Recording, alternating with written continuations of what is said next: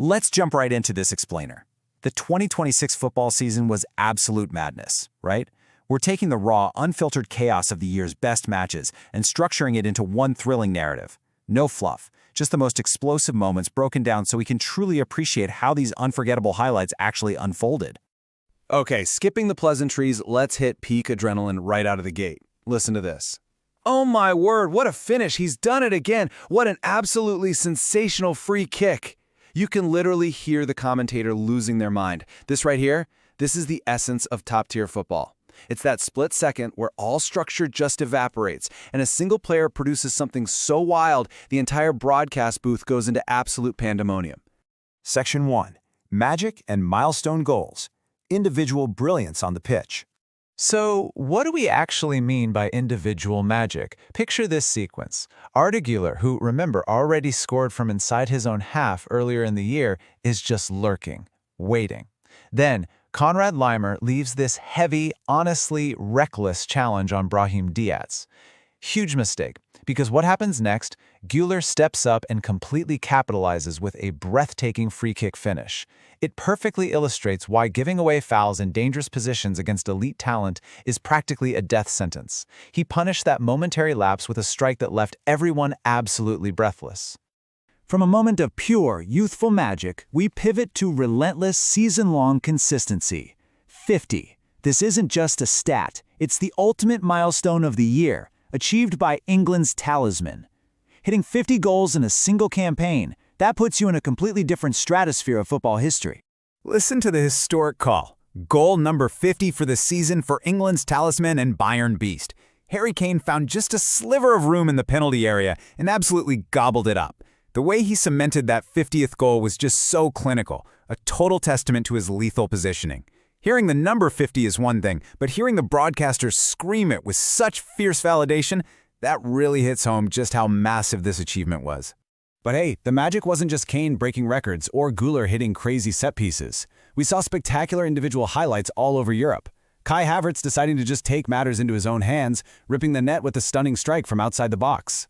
And then you have Ryan Cherki. They called him the Little Magic Man, and honestly, it fits. Doing his thing with pure swagger, just embarrassing defenders. These micro moments of individual flair, they're exactly why this sport is so incredibly fun to watch. Moving on to Section 2. Clashes of European giants. Heavyweights collide.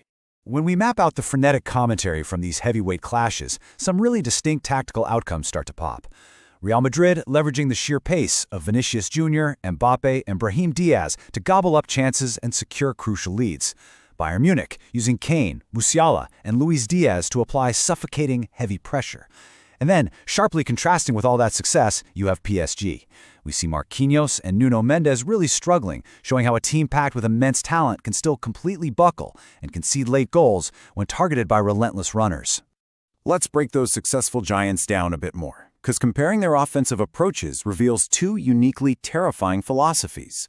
On one hand, Real Madrid away from home, fueled by their top-tier traveling fans, making an aggressive push that ends with feeding their superstar Mbappé for a crucial goal to go up 3-2. On the other hand, Bayern Munich's approach was literally described as smelling blood. They operated like sharks in the water, launching relentless wave-after-wave attacks orchestrated by Musiala and ruthlessly finished by Kane.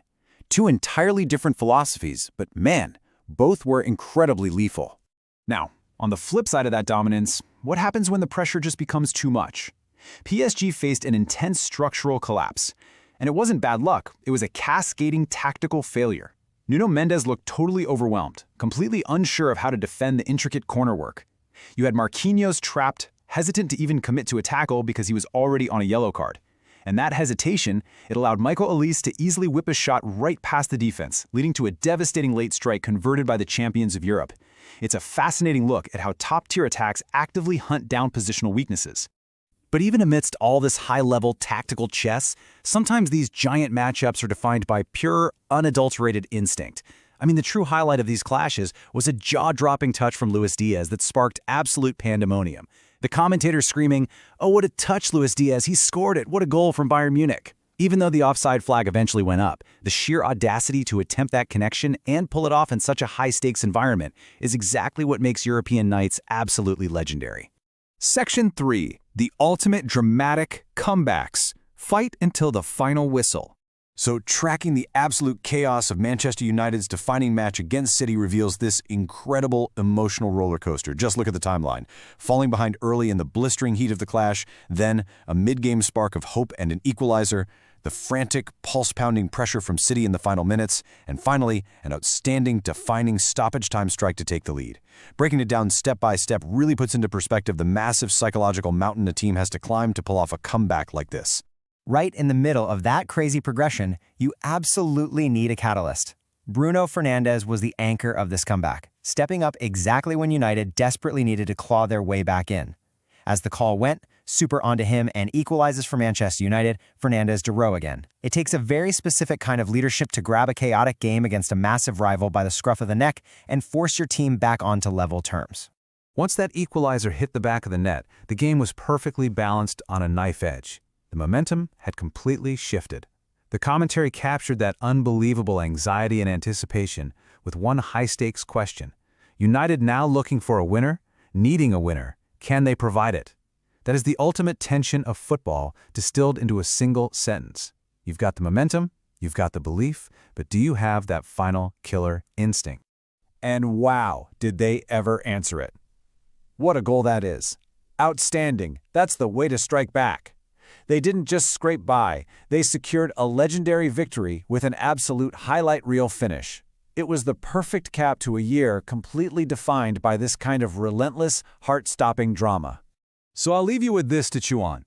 After a season packed with Kane's 50-goal milestones, Güller's audacious free kicks, and chaotic last-minute comebacks like United's, what specific magic makes a football highlight truly immortal?